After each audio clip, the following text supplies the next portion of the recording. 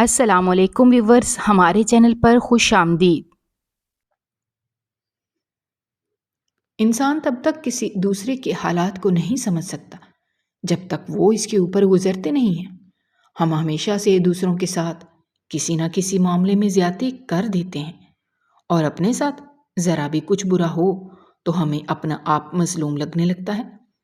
حالانکہ کتنی بار ہم اوروں کی کہانیوں میں ظالم رہ چکے ہوتے ہیں، اور اس بات کا احساس ہمیں تب ہوتا ہے جب خود ہم پر گزرتی ہے۔ ہم بھی کسی نہ کسی کہانی میں بہت ظالم ہوتے ہیں، لیکن اس بات کا احساس ہمیں بہت دیر کے بعد ہوتا ہے۔ میرا نام راشد ہے، اور میں سندھ کے قریب ہی ایک چھوٹے سے گاؤں کا رہنے والا ہوں۔ میں نے جب آنکھ کھولی تو اب میرے ارد گرد اجادہ داری کو ہی پایا۔ میرے باپ دادا اس گاؤں کے وڈیرے مانے جاتے تھے، اور ان کی بدولت ہی گاؤں کے بڑے بڑے فیصلے کیے جاتے تھے۔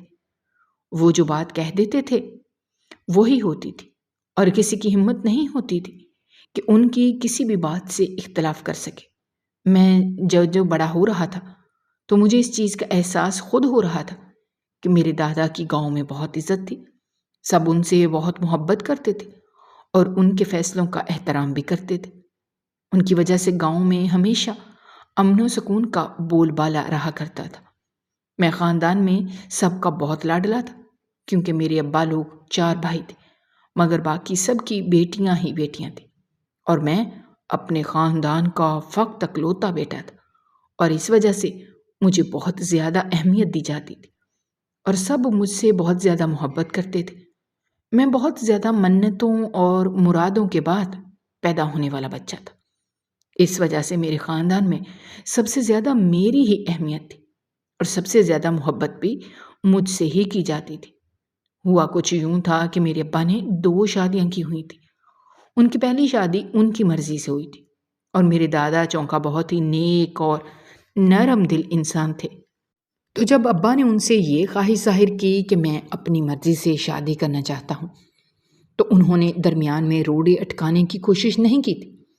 گو کہ میری دادی نے کہا تھا کہ وہ اپنے بیٹے کی بہو اپنی پسند سے لانا چاہتے ہیں، جس پر دادا نے ان سے کہہ دیا کہ تم نے باقی بیٹوں کی شادی اپنی مرضی سے کی ہے۔ کسی نے کوئی اعتراض نہیں کیا، لیکن اگر کوئی ایک بیٹا اپنی مرضی سے شادی کرنا چاہ رہا ہے تو ہمیں کوئی ضرورت نہیں ہے کہ ہم بلا وجہ کا اعتراض کھڑا کر دیں۔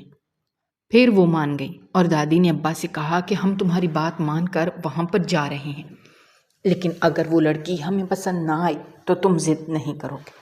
اور انہوں نے ابا سے یہ بھی کہہ دیا تھا کہ اگر وہ عورت ہمیں پسند نہ آئی جس کو تم ہمارے گھر میں لانے کے لیے پسند کرنا چاہ رہے ہو، تو تمہیں پھر ہماری مرضی سے اپنا گھر بسانا ہوگا۔ جس پر ابا نے ان کی بات مان لی۔ ان کو شاید اپنی محبت اور پسند پر پورا بھروسہ تھا۔ انہوں نے ان کو یقین دلایا کہ جس عورت کو انہوں نے اس خاندان کے لیے پسند کیا ہے وہ ان کو بہت پسند آئے گی، اور سب یہی توقع کر رہے تھے کہ وہ شہر میں پڑھنے کے لیے گئے ہیں تو وہاں کی لڑکی شاید کوئی تیز ترار ہوگی۔ سو جب ابا ان کو وہاں پر لے کر گئے تو ان کے تمام نظریے بدل گئے، کیونکہ ابا نے واقعی خاندان کے لیے ایک بہت اچھی عورت کو چنا تھا، اور اس نے پہلے ہی ملاقات میں سب کو اپنا گرویدہ کر لیا تھا۔ اور پھر ان سے کہا کہ ہم گھر جا کر مشورہ کریں گے، اس کے بعد آپ کو جواب دیں گے۔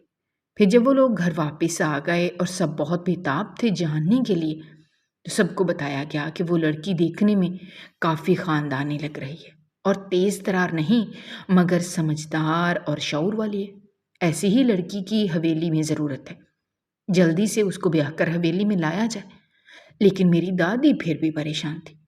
وہ کہہ رہی تھی کہ مجھے یہ ڈر ہے کہ کل کو وہ یہاں آ کر میری دوسری بہوؤں کو کسی احساس کمتری میں مبتلا نہ کر دے، کیونکہ ہم اس کو جانتے نہیں ہیں، جبکہ باقی سب ہماری اپنے خاندان کی بیٹیاں ہیں۔ تو میں نہیں چاہتی کہ کسی بھی قسم کی احساس کمتری کا شکار ہوں۔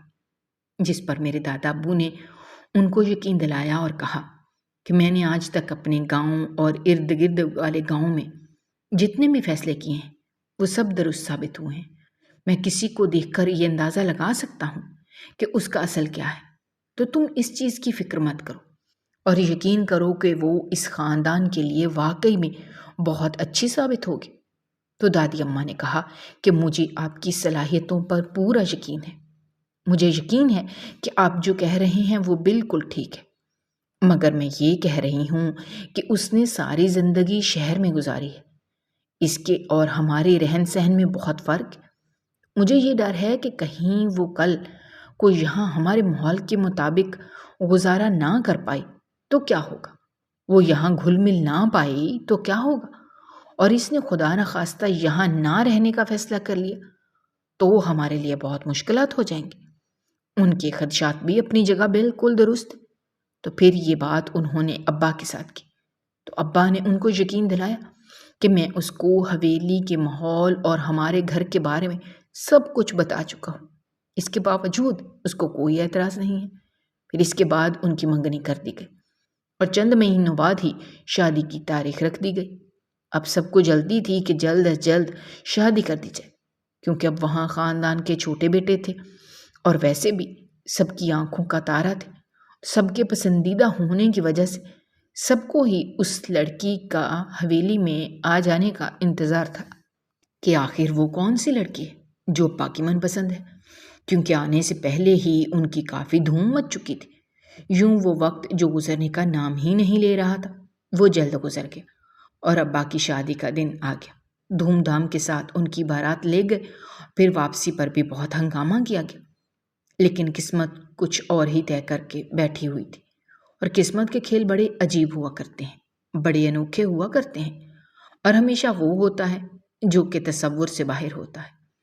کس نے یہ سوچا تھا کہ یہ حویلی صف ماتم کی جگہ بننے والی ہے؟ جب ان کی من پسند لڑکی حویلی میں آ گئی تو سب بہت زیادہ خوش تھے اور اس اپسرا کو دیکھنے کے لیے بے تاب تھے، اور جب سب نے دیکھا تو واقعی سب کی آنکھیں کھلی کی کھلی رہ گئیں۔ وہ گاؤں والوں کے لیے کسی گڑیا کے جیسی تھی۔ سب نے ان کو دیکھ کر انگلیاں دانتوں تلے داب لیں۔ کوئی کہہ رہا تھا کہ وہ بالکل ڈرامے کی ہیروئن جیسی ہے، اور کوئی کہہ رہا تھا کہ وہ ان سے بھی زیادہ پیاری ہے۔ مگر وہاں پر ایک عورت ایسی بھی تھی کہ جس کی آنکھوں میں حسد تھا اور آنسو بھی تھے، کیونکہ اس نے یہاں خود کو سوچا تھا اور کوئی سازش نہیں کی تھی، بس بہت زیادہ روئی تھی کہ خاموش محبتیں کیوں منزل تک نہیں پہنچ پاتی، بلکہ وہ یہ سوچ رہی تھی کہ یہ خوبصورت لڑکیاں سانولی لڑکیوں کا حق مارنے کے لیے آتی ہیں، کیونکہ اس کو یہ لگ رہا تھا کہ شاید خوبصورتی جیت گئی ہے، مگر وہ یہ نہیں جانتی تھی کہ محبت جیتی ہے۔ اس کی آنکھوں سے حسد امڑ امڑ کر باہر آ رہا تھا، اور حسد گھر برباد کر دیتے ہیں۔ کہتے ہیں کہ نظر پہاڑ بھی پھاڑ دیتی ہے، تو ان دونوں کی جوڑی سورج چاند کی جوڑی تھی، مگر نظر لگنے والی تھی، اور وہ دونوں اس سے بے خبر تھے۔ وہ خوبصورت رات گزر گئی اور اگلا ایک دن چھوڑ کر ان کا ولیمہ تھا۔ میرے دادا اور دادی نے ان سے کہا کہ تم دونوں آج شہر سے جا کر ہو آؤ، دلہن اداس ہوگی، مگر اس نے کہا کہ میں آپ لوگوں کے ساتھ آج کا دن گزارنا چاہتی ہوں۔ یہ سن کر دادی کو خوشی ہوئی تھی کہ وہ مغرور عورت نہیں تھی۔ سارا دن انہوں نے حویلی والوں کے ساتھ گزارا اور گاؤں کے بھی کافی لوگ وہاں پر آ گئے۔ سب ان کی خوش اخلاقی کے مداح ہو گئے تھے۔ ان سب کے لیے ایک ہی دن میں وہ بہت اہم ہو گئی تھی۔ سب کو یوں لگ رہا تھا کہ اس سے بات کرنے کا اگر موقع مل رہا ہے تو اس سے بڑی خوش نصیبی کچھ نہیں۔ ایک ہی دن میں انہوں نے سب کو اپنی محبت میں گرفتار کر لیا تھا۔ سب ہی ان کو دلہن کہہ رہے تھے اور ایک دوسرے سے اس کی تعریفیں کرتے کہہ رہے تھے کہ یہ کتنی خوبصورت ہے اور کتنی پڑھی لکھی ہے، مگر پھر بھی کتنی عاجزی پسند ہے، اور ان کی عاجزی ان کو اور زیادہ خوبصورت بنا رہی تھی، کیونکہ گاؤں والوں نے آج سے پہلے اتنی خوبصورت لڑکی دیکھی نہیں تھی جس کو پہننے اوڑھنے کا سلیقہ بھی ہو، جو اتنی پڑھی لکھی بھی ہو، اور سب سے زیادہ اتنا خوبصورت انداز میں بولنا جانتی ہو۔ وہ جتنی دیر بولتی رہی سب ان کو خاموشی سے سنتے رہے، اور جب وہ چپ کر گئی تو سب کو احساس ہوا کہ وہ خاموش ہو گئی ہے۔ کون جانتا تھا کہ قسمت کچھ اور طے کر کے بیٹھ چکی تھی۔ اگلے دن ان کا ولیمہ ہو گیا اور خاندان والے ان سے بھی زیادہ اچھے تھے۔ کسی نے کوئی ایسی حرکت نہیں کی تھی کہ کسی کا دل دکھتا، بلکہ سب نے ان کو زیادہ اہمیت دینے کی کوشش کی کہ وہ شہر سے آئی ہیں اور ہم سب گاؤں والے ہیں، مگر انہوں نے کہا کہ آپ ہم سے زیادہ اچھے اور افضل ہیں، ہمیں آپ کی زندگی اور رہن سہن بہت پسند آیا ہے۔ انہوں نے گاؤں والوں کو بالکل بھی احساس کمتری کا شکار نہیں ہونے دیا تھا۔ تو پھر سب کو ہی احساس ہوا کہ اس دلہن کے اندر جو نرم دلی اور خوش اخلاقی ہے وہ ان کو خاندان سے وراثت میں ملی ہے۔ ان لوگوں نے وعدہ کیا تھا کہ جب وہ دوبارہ آئیں گے تو سب گاؤں والوں کے گھر میں بھی آئیں گی۔ دادی اماں جن کے دل میں پہلے بہت سے وہم تھے اور اب ان کا سر فخر سے بلند ہو رہا تھا کہ ان کے بیٹے نے واقعی میں ایک بہت اچھی لڑکی کو چنا تھا۔ اور اس دن ابا اور وہ شہر ان کے گھر والوں کو ملنے گئے تو راستے میں ان کی گاڑی کا بہت بری طرح ایکسیڈنٹ ہو گیا اور گاڑی نہر میں گر گئی۔ جب تک ان کو بچایا جاتا بہت دیر ہو چکی تھی۔ ابا کو تو تھوڑا بہت تیرنا آتا تھا، سو انہوں نے اپنے ہاتھ پاؤں مارنے کی کوشش کی، اور جب تک تیراک ان تک پہنچے تو تھوڑی دیر ہو چکی تھی۔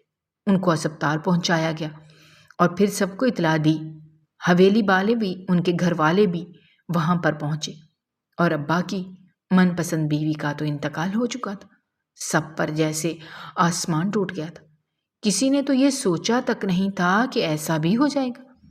سب کو لگا تھا کہ چھوٹا موٹا ایکسیڈنٹ ہوگا اور وہ ٹھیک ہو جائیں گے، اور اس سے بری خبر یہ تھی کہ ابا ہوش میں ہی نہیں آ رہے تھے۔ اور پھر دلہن کو شہر میں ہی دفنا دیا گیا، کیونکہ ان کے والدین کی یہی خواہش تھی۔ وہ بھی ٹوٹ گئے تھے اور وہ اپنی بیٹی کو بہت قریب دیکھنا چاہتے تھے۔ ہر ایک کو لگ رہا تھا کہ جیسے ان کو نظر کھا گئی ہے۔ نظر بد نظر ہی نہیں ہوتی، کبھی کبھی پیار کی نظر بھی کھا جاتی ہے۔ اور وہ کہہ رہے تھے کہ ہمیں اس دن اپنی بیٹی بہت خوش اور بہت خوبصورت لگی تھی۔ وہ کسی ایسے ہی ماحول میں جانا چاہتی تھی اور اس کو یوں قدردان لوگوں میں دیکھ کر ہم بہت خوش ہوئے تھے، مگر ہم نے کب تصور کیا تھا کہ اس کو یوں نظر لگ جائے گی اور دوبارہ جب وہ ملے گی تو یہ کچھ ہوا ہوگا۔ گو کہ یہ حویلی کی اصولوں کے خلاف تھا، مگر پھر بھی دادا نے ان کو اجازت دے دی کہ آپ اپنی بیٹی کو وہاں پر دفنا سکتے ہیں۔ اور بدقسمتی سے ابا ان کے جنازے میں شریک نہیں ہو سکے تھے، کیونکہ ان کو ابھی تک ہوش ہی نہیں آیا تھا۔ اور جب 7 دن بعد ان کو ہوش آیا تو حویلی میں دیگیں بانٹی گئی تھیں۔ دادا جان نے غریبوں کو کھانا کھلایا، اور جب ابا کو علم ہوا کہ انہوں نے اپنی محبت کو کھو دیا ہے تو وہ بچوں کی طرح پھوٹ پھوٹ کر رو رہے تھے۔ وہ جینا ہی نہیں چاہتے تھے۔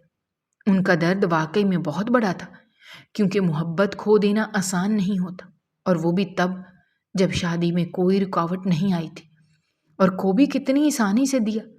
وہ روتے تھے اور کہتے تھے کہ کاش وہ مجھے ملے ہی نہ ہوتی، مگر وہ زندہ ہوتی، وہ اس دنیا میں موجود تو ہوتی، کیونکہ اس کی قبر پر جانا ان کے لیے بہت اذیت ناک تھا۔ وہ وہاں سے آنا ہی نہیں چاہتے تھے۔ پھر دادا جان نے ان کو سمجھایا، واپس حویلی میں لے کر آئے۔ سب کو ان پر بہت ترس آتا تھا۔ کچھ دن پہلے جو لوگ ان پر رشک کر رہے تھے وہ اب ان پر ترس کھا رہے تھے۔ یہ وقت بھی جس طرح گھومتا ہے کہ انسان جس پر رشک کیا جا رہا ہوتا ہے، جس پر حسد کیا جا رہا ہوتا ہے، اس پر ترس آنا شروع ہو جاتا ہے۔ یوں کئی مہینے گزر گئے تھے اور آہستہ آہستہ زندگی کی جانب آ رہے تھے، مگر ان کو چپ لگ گئی تھی۔ پہلے جو سارے گھر والوں کے ساتھ مذاق کیا کرتے تھے، اپنے بھتیجے بھتیجیوں کے ساتھ اتنی محبت سے رہا کرتے تھے، اب وہ کسی سے بات تک نہیں کرتے تھے۔ اگر دل کرتا تو کسی بات کا سر ہلا کر جواب دے دیا کرتے تھے، ورنہ زیادہ تر چپ اور خاموش ہی رہا کرتے تھے۔ کوئی تھا جو چپکے رویا کرتا تھا، اور اس کو بہت دکھ ہوتا تھا کہ کاش ان کو دیکھ کر اس نے آہ نہ بھری ہوتی، بلکہ ماشاءاللہ کہا ہوتا۔ تقریباً اس بات کو 2 سال گزر گئے تھے، اور سب چاہ رہے تھے کہ ابا دوبارہ شادی کر لیں، مگر وہ اس بات کے لیے بالکل بھی رضامند نہیں تھے۔ پھر دادی نے ان کو سمجھانے کی بہت کوشش کی کہ تم اس حال میں رہ کر ہمیں تکلیف ہوتی ہے، ہم جانتے ہیں کہ تمہارا درد بہت بڑا ہے، تم یہ مت سمجھو کہ ہم تمہارا درد سمجھ نہیں رہے، ہم تمہاری اذیت کو بہت اچھی طرح سے سمجھ رہے ہیں، لیکن ہم بس اتنا چاہ رہے ہیں کہ بیٹا وہ تمہاری قسمت میں نہیں تھی، تم دونوں کا ساتھ اتنا ہی لکھا تھا، اس لیے تم کوشش کرو، ہم تمہاری شادی کر دیتے ہیں اور تم تھوڑی زندگی کی جانب آ جاؤ گے۔ تم کو یوں دیکھ کر ہمیں بہت تکلیف ہوتی ہے۔ مگر ابا اس بات کے لیے بالکل بھی رضامند نہیں تھے۔ پھر دادی نے ان کو ایموشنل بلیک میل کیا اور وہ اس میں کامیاب ہو گئے اور پھر کسی کی خاموش محبت جیت گئے۔ ان کی شادی مہتاب یعنی میری اماں سے ہو گئی۔ شروع میں تو ابا نے ان سے بات تک نہیں کرنا چاہتے تھے اور ان سے کہہ دیا تھا کہ مجھے تمہیں قبول کرنے کے لیے تھوڑا سا وقت درکار ہے، اور اماں کے لیے تو یہی بہت تھا کہ ان کو ان کی محبت مل چکی تھی۔ وہ اپنی طرف سے کوشش کرتی تھیں کہ ابا کو ان کی جانب سے کوئی تکلیف نہ ہو، اور انہوں نے ابا کو کبھی احساس تک نہیں ہونے دیا تھا کہ وہ ان کی محبت اور توجہ کے لیے ترس رہی تھی۔ لیکن پھر آہستہ آہستہ ابا کو خود ان چیزوں کا احساس ہونے لگا تھا کہ وہ کسی عورت کا ضبط حد سے زیادہ آزما رہے ہیں۔ پھر آہستہ آہستہ ابا زندگی میں دلچسپی لینے لگے۔ اماں کے ساتھ بھی ان کا رشتہ بحال ہو گیا۔ پھر ان کو شادی کے 3 سالوں بعد اللہ نے ایک بیٹی سے نوازا تھا، تو زندگی جیسے ایک دم سے بدل کر رہ گئی تھی۔ خاندان میں ابھی تک کسی کا کوئی بیٹا ہی نہیں تھا، تو دادی اب دعا کر رہی تھیں کہ اللہ پاک ان کو ایک بیٹے سے نواز دے۔ دادی کی ہی نہیں، سب کی یہ خواہش تھی۔ انہوں نے بہت منتیں اور مرادیں مانگی کہ اللہ ان کو بیٹے سے نواز دے۔ اور پھر ابا کی شادی کے 5 سال بعد ان کی زندگی میں آ گیا تھا، اور میرے آنے کے بعد زندگی واقعی مکمل طور پر بدل کر رہ گئی تھی۔ میں سب کی آنکھوں کا تارا تھا۔ سب مجھ سے بہت محبت کرتے تھے، چاہے وہ میری چچیاں ہوں یا میری پھپھیاں۔ میں سب کے لیے جان کی سی حیثیت رکھتا تھا۔ ابا چونکا میرے ساتھ بہت اچھے سے رہتے تھے، مگر پھر بھی میں جان چکا تھا کہ ان کے اندر ایک خلا ہے، اور اس کا مجھے اماں نے ہی بتایا تھا کہ انہوں نے اپنی پہلی محبت کو بہت بری طرح کھویا تھا۔ ان کو یہ دکھ ہے کہ میں بچ گیا اور میں اس کو نہیں بچا سکا۔ ابا مجھے اسکول بھیجنا چاہتے تھے کیونکہ وہ خود اعلیٰ تعلیم یافتہ تھے، جبکہ میں دادا کا بہت لاڈلا تھا۔ میں اسکول نہیں جانا چاہتا تھا، اور اکثر لاڈلے بچے ہی زیادہ بگڑا کرتے ہیں، اور ابا کو اسی چیز کا ڈر تھا کہ میں بگڑ جاؤں گا۔ لیکن سب نے ان کو یقین دلایا اور کہا کہ دیکھو، اس نے اتنا پڑھ لکھ کر کیا کرنا ہے، ہمارے پاس اتنی دولت ہے، اتنا کاروبار ہے، تم فکر مت کرو۔ لیکن ابا نے کہا کہ صرف کھانے اور کمانے کے لیے ہی انسان نہیں پڑھتا، اس کو شعور آنے کے لیے پڑھنا بہت ضروری ہوتا ہے۔ مگر کسی نے ابا کی بات نہیں سنی تھی، کیونکہ کوئی بھی مجھے آنکھوں سے دور کرنے کے لیے تیار ہی نہیں تھا، اور میں خود بھی اسکول نہیں جانا چاہتا تھا۔ اور اگر میں چلا جاتا تو مجھے اتنا بخار ہو جایا کرتا تھا کہ میری دادی نے کہا کہ اس معاملے میں کوئی بھی نہیں آئے گا، ہم نے نہیں پڑھانا اپنے بیٹے کو، تم جاؤ، ہمارا اکلوتا بیٹا ہے اور ہم اس کے لیے خود ہی کاروبار سیٹ کر دیں گے، تم فکر مت کرو۔ اور ویسے بھی وہ بحث کرنا چھوڑ چکے تھے، اس لیے ابا خاموش ہو جاتے تھے، کیونکہ کوئی ان کی بات سننے کو تیار ہی نہیں تھا۔ اور پھر رفتہ رفتہ میں بڑا ہونے لگا، اور میں تب 14 سال کا تھا جب ابا کو دل کا اٹیک ہوا، اور پہلا اٹیک ہی جان لیوا ثابت ہو گیا۔ سب پر قیامت ٹوٹ پڑی تھی، مگر پھر بھی کہتے تھے کہ اپنی محبت کے جانے کے بعد انہوں نے اتنے سال جی لیا، یہ بھی ان کی ہمت تھی۔ مجھے ابا بہت یاد آیا کرتے تھے، اور زیادہ کوئی یہ کام تھا کہ انہوں نے تو پگڑی ان کے سپرد کرنی تھی، مگر یہ ممکن نہیں ہو پایا کیونکہ نشست ان کے سپرد کرنے سے پہلے ہی وہ اس دنیا سے چلے گئے تھے۔ پھر اس کے بعد میں 22 سال کا ہوا تو سب کو میری شادی کرنے کا بھوت سوار ہو گیا، کیونکہ دادی بیمار تھیں اور وہ چاہتی تھیں کہ کم از کم وہ میرے سر پر سہرا سجا دیکھ سکے۔ میں خود بھی ذہنی طور پر شادی کے لیے تیار نہیں تھا، لیکن پھر دادی کی خواہش تھی تو مجھے ان کی خواہش کا مان رکھنے کے لیے ان کی بات ماننی پڑی۔ انہوں نے مجھ سے کہا کہ تمہاری اگر کوئی خواہش ہے تو تم بتا سکتے ہو، لیکن میری کوئی ایسی خواہش نہیں تھی۔ تو انہوں نے کہا کہ ہم تمہاری شادی خاندان میں کرنا چاہتے ہیں، اگر تم کسی لڑکی کا نام لینا چاہتے ہو تو تم لے سکتے ہو۔ میں نے ان سے کہا کہ میری کوئی ایسی خواہش نہیں ہے، آپ جس کو میرے لیے چنیں گی وہ میرے لیے میری پسند ہوگی۔ اس کے بعد میرے چچا کی بیٹی کو ہی میرے لیے چن لیا گیا، اور پھر چند مہینوں کے بعد ہماری دھوم دھام کے ساتھ شادی کر دی گئی۔ اور دادی تو جیسے میری شادی کے انتظار میں ہی تھی، میری شادی کے 2 مہینے بعد ہی ان کا انتقال ہو گیا۔ یہ صدمہ ہم سب کے لیے بہت بڑا تھا، کیونکہ وہ ہم سب کے لیے بہت اچھی دادی ثابت ہوئی تھی۔ کوئی روایتی اور سازشی قسم کی نہیں تھی۔ اس لیے ان کے جانے پر ہم سب ایک بار پھر ٹوٹ کر رہ گئے تھے۔ وقت بڑا عجیب ہوتا ہے، اور یہ مجھے وقت نہیں سکھایا تھا کہ ان کے جانے کے محض 2 مہینوں بعد دادا جان بہت بیمار ہو گئے، اور انہوں نے سب سے مشورہ کیا کہ کس کو اب سرپنچ بنا دینا چاہیے جو گاؤں کے فیصلے کرے۔ تو سب نے میرا نام لے لیا، اور میں نے کہا کہ نہیں، ابھی میری اتنی عمر نہیں ہوئی۔ تو انہوں نے کہا، دیکھو بیٹا، ہم جانتے ہیں تمہاری ابھی اتنی عمر نہیں ہوئی، مگر تمہارا تجربہ ہم سے زیادہ ہے، کیونکہ تم نے زیادہ وقت دادا جان کے ساتھ گزارا ہے، ان کو فیصلے کرتے دیکھا ہے، اور بہت بعد ان کو تم نے مشورے بھی دیے ہیں۔ اس لیے بہتر ہے کہ تم ہی سرپنچ بن جاؤ، کیونکہ تمہارا تجربہ ہمارے مقابلے میں زیادہ ہے۔ میں ذہنی طور پر اس کے لیے بالکل بھی تیار نہیں ہو پا رہا تھا۔ پھر ان سے کہا کہ مجھے سوچنے کے لیے تھوڑا سا وقت دیا جائے، تو میں اپنے جیون ساتھی کے ساتھ بیٹھ گیا اور اسے کہا کہ تمہارے خیال میں مجھے کیا کرنا چاہیے؟ تو اس نے کہا کہ تمہیں بنا سوچے سمجھے سرپنچ بن جانا چاہیے۔ تم مجھ سے مشورہ لینے کیوں آئے ہو؟ میں نے اگلے روز دادا جان سے کہہ دیا کہ میں سرپنچ بننے کے لیے تیار ہوں۔ پھر وہ بہت خوش ہوئے اور کہنے لگے کہ تم نے میرا خواب پورا کر دیا۔ ان کو اس روز ابا بہت یاد آئے تھے، اور وہ بچوں کی طرح روئے تھے۔ ویسے بھی ابا کے جانے کے بعد وہ بالکل ہی ٹوٹ کر رہ گئے تھے، اور ان میں کوئی ہمت نہیں رہی تھی۔ وہ تو بس زندگی کے دن پورے کر رہے تھے۔ ویسے بھی ابا کی جوان موت نے سب کو ہی توڑ کر رکھ دیا تھا۔ میرے چچا تک زندگی میں دلچسپی کھو چکے تھے، اور اماں تو ویسے بھی دنیا سے بیزار تھی، کیونکہ انہوں نے بھی اپنا محبوب شوہر کھویا تھا، اور محبوب چیزوں کے کھو جانے کے بعد انسان کبھی بھی پہلے جیسا نہیں رہتا۔ جب انہوں نے وہ پگڑی میرے سر پر پہنائی تو وہ بہت خوش تھے، اور مجھے سرپنچ بنے ابھی 2 سے 3 مہینے ہی ہوئے تھے کہ دادا ابو بھی انتقال کر گئے، اور ان کے جانے کا بھی زندگیوں پر بڑا گہرا اثر ہوا تھا۔ اگر کون جانتا تھا کہ بزرگوں کو کھونے کی تکلیف انسان کو زندگی سے بیزار کر دیتی ہے۔ کچھ ایسا ہی ہمارے ساتھ بھی ہوا تھا۔ وقت بڑا عجیب آ گیا تھا۔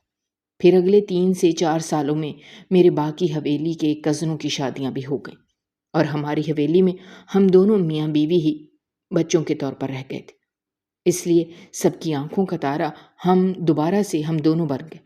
چونکہ کزنوں کی شادی بہت دور ہو گئی تھی، تو یوں زندگی ان کے بغیر عجیب سی ہو گئی تھی۔ وہ ہم سب کے لیے بہنوں جیسی تھی۔ گھر والے اکثر کہا کرتے تھے کہ رونقیں ساری بیٹیوں سے ہوتی ہیں۔ جب وہ چلی جاتی ہیں تو یوں لگتا ہے کہ جیسے گھونسلہ خالی ہو گیا ہو، کیونکہ وہ بھی تو چڑیوں جیسی ہوتی ہیں۔ اللہ پاک نے مجھے جڑواں بیٹیوں سے نوازا تھا، اور وہ تو حویلی میں سب کی آنکھوں کا تارا بن گئی۔ باقاعدہ جشن منایا گیا تھا اس دن۔ مجھے دادا دادی اور ابا شدت سے یاد آئے تھے کہ اگر وہ ہوتے تو کتنے خوش ہوتے، لیکن کچھ لوگ ہماری خوشیوں میں شریک نہیں ہو سکتے، اور وہ ہمیں شدت سے یاد آتے ہیں۔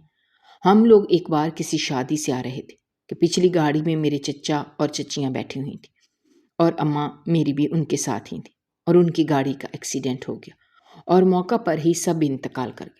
میں نے اس روز اللہ سے بہت دعا مانگی کہ میری بیٹیوں کو کچھ نہ ہو اور میری ماں زندہ ہو۔ مجھے سب سے بہت محبت تھی، لیکن ابھی اپنی ماں کو اور بیٹیوں کو میں نہیں کھو سکتا تھا، لیکن کوئی ایک فرد بھی نہ بچ سکا۔ یہ وہ صدمہ تھا کہ ہم دونوں میاں بیوی کو جس نے پاگل ہی کر دیا تھا۔ دونوں ایک دوسرے سے کھچے اور بیزار ہو گئے تھے، کوئی بات نہیں کرتے تھے۔ سب ہمیں سمجھانے کی، سنبھالنے کی کوشش کرتے تھے، لیکن مجھے یہ دکھ تھا کہ میری دعائیں کیوں نہیں قبول ہوئیں۔ میری اپنی بیٹیوں میں جان بستی تھی، اور ماں کے بغیر تو میری صبح ہی نہیں ہوتی تھی۔ کئی مہینے گزر گئے تھے، اور سنبھلنے کا میں نام ہی نہیں لے رہا تھا۔ مجھے سب سے نفرت ہو گئی تھی۔ میں کسی کو بھی خوش نہیں دیکھ سکتا تھا۔ ہمارا کاروبار بھی گھاٹے کی طرف جا رہا تھا، اور میں تو اپنی زندگی میں آنے والی آزمائش میں بری طرح ناکام ہو رہا تھا۔ اچھے وقت میں تو ہم سب بھول جاتے ہیں، مگر برے وقت میں ہمیں سب یاد آ جاتا ہے۔ مجھے اب کوئی بھی اچھا نہیں لگتا تھا۔ میرا دل چاہتا تھا کہ سب ہی روئیں۔ جس اذیت سے میں گزر رہا ہوں، سب اس اذیت سے گزرے۔ پتہ نہیں کیوں جب ہم تکلیف میں ہوتے ہیں تو دوسروں کا درد سمجھنے کے بجائے ہم یہ چاہتے ہیں کہ وہ بھی اس درد سے گزریں، تو اسے اندازہ ہو کہ اس کی اذیت کیا ہوتی ہے۔ چونکہ میں نے دادا ابو کی پگڑی کا مان رکھا ہوا تھا، اس لیے مجھے دوبارہ زندگی کی جانب واپس آنا ہی پڑا۔ بہت سے فیصلے میرے منتظر تھے، اور جو فیصلہ سرپنچ کرتا تھا اس کو ہر حال میں قبول کرنا ہی پڑتا تھا۔ لیکن اس بار میں ناانصافی کی طرف چلا گیا تھا۔ مجھے پتہ نہیں کیوں پیسے کا لالچ آ گیا تھا، اور میں نہ چاہ کر بھی دوسروں سے پیسے لے کر مجرموں کے حق میں فیصلہ کر دیا کرتا تھا۔ اندر ہی اندر مجھے اس بات کا یقین تھا کہ میں غلط کر رہا ہوں، اور مجھے اس بات کا یقین تھا کہ اس غلطی کی مجھے سزا بھی ملے گی۔ لیکن میں سوچتا تھا کہ سزا مجھے پہلے ہی مل چکی ہے، اب میں غلطیاں کروں گا تاکہ میرے دل کو سکون آئے کہ میں اچھا انسان نہیں ہوں، اس وجہ سے مجھے یہ سزا ملی ہے۔ میری بیوی مجھے سمجھانے کی بڑی کوشش کرتی تھی اور کہتی تھی کہ مجھے ڈر ہے کہ تمہارے ان فیصلوں کا بھگتان کبھی ہمیں نہ بھگتنا پڑ جائے، اس لیے پلیز ایسا مت کیا کرو۔ مگر میں اس کی بات ہی نہیں سنتا تھا، اور کہتا تھا کہ میں دن گن کر بتا سکتا ہوں کہ کتنے دن ہو گئے ہیں مجھے اپنے خاندان سے بچھڑے ہوئے، اور دوسرے لوگوں کے لیے میرے سینے میں اب کوئی درد نہیں۔ میں دوسروں کا درد محسوس ہی نہیں کر پا رہا تھا۔ ہمارے گاؤں کا نظام بگڑنے لگا تھا، اور مجھے اس کا احساس بھی تھا کہ بہت جلد یہ گاؤں تباہی کے دہانے پر آ کھڑا ہوگا۔ لیکن مجھے اب کچھ بھی کھونے کا ڈر نہیں رہا تھا۔ میں غلط فیصلے کرنے لگا تھا، اور ایک بار کچھ یوں ہو گیا کہ ایک کیس آیا۔ گاؤں میں ایک ذمہ دار تھا، اس کے آوارہ بیٹے نے کسی لڑکی کے ساتھ زیادتی کر دی تھی۔ ذمہ دار نے مجھے پیسے دیے اور کہا کہ تم نے فیصلہ میرے حق میں کرنا ہے، کیونکہ اگر اس کے خلاف فیصلہ ہوا تو اسے منسٹر میرے بیٹے کو نوکری نہیں دے گا۔ میں نے اس سے پیسے لے لی اور بغیر سوچے سمجھے فیصلہ اس کے حق میں دے دی، حالانکہ میرا ضمیر مجھ سے کہہ رہا تھا کہ میں غلط کر رہا ہوں، اور وہ لڑکی بھی روتے ہوئے میرے آگے سے چلی گئی تھی۔ باقی فیصلے کرنے کی میرے اندر ہمت نہیں رہی تھی، کیونکہ یہ سب سے گھٹیا کام تھا جو میں کر سکتا تھا۔ میں نے اس روز کی پنچایت کو برخاست کر دیا اور کہا کہ باقی کے فیصلے کل کیے جائیں گے، اور باقی مسئلے میں کل سنوں گا۔ لیکن مجھے احساس ہو رہا تھا کہ میں چند مہینوں میں گاؤں کو تباہی کے دہانے پر لے گیا ہوں۔ پیسے کی وجہ سے میں کتنے غلط فیصلے کر رہا ہوں جو مجھے کبھی نہیں کرنے چاہیے تھے۔ بار بار دادا جان کی آنکھیں سامنے آ رہی تھی کہ جنہوں نے ہمیشہ حق پر فیصلہ کیا تھا، اور انہوں نے کبھی نہیں دیکھا تھا کہ کوئی اپنا ہے یا سامنے کون ہے۔ مجھے اب پچھتاوا ہو رہا تھا، کیونکہ اس بچی کی آنکھیں بار بار میرے سامنے آ رہی تھیں، اور مجھے اپنی بیٹیاں یاد آ رہی تھیں۔ سوچ رہا تھا کہ اگر اس کی جگہ میری بیٹی ہوتی تو کیا میں تب بھی یہی فیصلہ کرتا۔ یہ سوچ کر مجھے جھرجھری سی آ گئی۔ میں گھر گیا تو میرے اوپر قیامت ٹوٹ پڑی۔ میری بیوی ایک چھوٹی سی بچی کو گلے لگائے رو رہی تھی، تو میں نے اس سے کہا کہ یہ کون ہے، تو وہ بول نہیں پا رہی تھی۔ میں نے اس سے کہا کہ مجھے بتاؤ۔ اس نے کہا یہ ہماری بیٹی ہے۔ میں نے بے یقینی سے دیکھا، وہ واقعی کوئی اور نہیں ہماری بیٹی تھی، اور میں ساکت سا اسے دیکھ رہا تھا۔ پھر میں گھٹنوں کے بل بیٹھا اور دیوانہ وار اسے سینے سے لگایا اور بہت زیادہ رونے لگا کہ یہ کہاں سے آئی ہے، کیونکہ یہ میری بیٹی ہی تھی جس کی ڈیڈ باڈی بھی ہمیں نہیں ملی تھی۔ تو کسی نے کہا تھا کہ شاید نیچے کھائی ہے، وہاں گر گئی ہوگی۔ ہم نے بہت تلاش کیا تھا تو نہیں ملی تھی، مگر اس نے بتایا کہ اس کو کوئی ہسپتال لے گیا تھا، اور اتنے مہینے وہاں پر اس کا علاج ہوتا رہا، اور اب بالکل ٹھیک تھی۔ تو اس نے اپنا پتہ بتایا جس پر آج ہی اسپتال کا عملہ لے کر آیا ہے، مگر وہ لوگ ابھی اس بات پر یقین کرنے کو تیار نہیں تھے، اور انہوں نے کہا کہ آپ کو کچھ کاغذائی کارروائی کرنے کے لیے اسپتال رہنا پڑے گا، پھر ہی ہم اس بچی کو آپ کے حوالے کریں گے۔ میں نے ان کو یقین دلانے کی بہت کوشش کی، مگر انہوں نے کہا کہ جب تک آپ کاغذی کارروائی نہیں کریں گے ہم آپ کو آپ کی بچی نہیں دیں گے۔ وہ لے کر چلے گئے۔ میں نے اپنی بیوی کو تسلی دی اور کہا کہ تم فکر مت کرو، میں اس کو کل لے کر آؤں گا۔ ابھی تو مجھے یقین ہی نہیں آ رہا تھا کہ اللہ نے ایک بیٹی یوں دے دی تھی، مگر پھر سے میری آنکھوں کے سامنے وہ دو آنکھیں آ گئیں، اور مجھے خود سے ایک دم سے نفرت محسوس ہوئی کہ میں کتنا گھٹیا ہو گیا تھا۔ اس لیے میں نے سارے گاؤں والوں کو فوراً بلایا، اور ذمہ دار اور اس کے بیٹے کو بھی بلایا، اور اس بچی سے معافی مانگی اور فیصلہ اسی کے حق میں کر دیا۔ ذمہ دار نے مجھے غصے سے دیکھا اور کہا تم نے مجھ سے پیسے لیے؟ تو میں نے کہا آج کے بعد مجھے کوئی لالچ دینے کی کوشش مت کرے۔ میں آئندہ فیصلے صرف انصاف کی بنیاد پر کروں گا۔ اور میں نے ذمہ دار کے آگے پیسے رکھ دیے۔ اللہ نے مجھے اتنا بڑا معجزہ دکھایا تھا اور میں گھر آ گیا اور سجدے میں سر رکھ کر بہت زیادہ رویا تھا اور اللہ سے معافی مانگی تھی اور اس سے کہا تھا کہ تو نے مجھے آزمایا اور میں تیری آزمائش میں کامیاب نہیں ہو پایا، مگر تم مجھے اس لیے معاف کر دے۔ میں نہیں جانتا کہ مجھے کیا ہو گیا تھا، لیکن میں شاید غلط کاموں میں سکون تلاش کرنے لگا تھا۔ پھر پوری رات ہم دونوں میاں بیوی کو نیند نہیں آئی تھی۔ ہم بس حیران رہ گئے تھے کہ معجزے کیسے ہوا کرتے ہیں، اور دل بار بار بھر آ رہا تھا۔ پھر اگلی صبح ہم لوگ ضروری کاغذات لے کر ہسپتال چلے گئے۔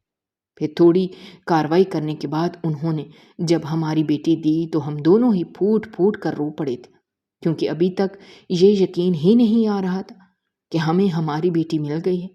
پھر جب ہم نے حویلی میں جشن رکھا تو سب کو لگا کہ ہم دونوں میاں بیوی کا دماغ چل گیا ہے، لیکن جب ہماری بیٹی کو دیکھا تو سب کا یہی حال تھا۔ گو کہ باقی رشتوں پر ہمیں صبر نہیں آیا تھا، لیکن ہم نے اپنی بیٹی کو پا کر اپنے پرانے غموں کو بھلانے کی کوشش کی تھی کہ وہ آزمائش تھی اور میں اس آزمائش میں مزید ناکام نہیں ہونا چاہتا تھا۔ اور میں ابا کی قبر پر گیا اور مجھے یاد آیا کہ میں نے ایک بار اماں سے کہا تھا کہ ابا تو ویسے ہی اس عورت کے عشق میں خود کو فنا کر بیٹھے ہیں، اتنے زیادہ رشتے تو ان کے پاس موجود تھے، مگر جب میں نے اپنی بیٹی کو پا لیا وہ بھی تو میرا عشق تھی۔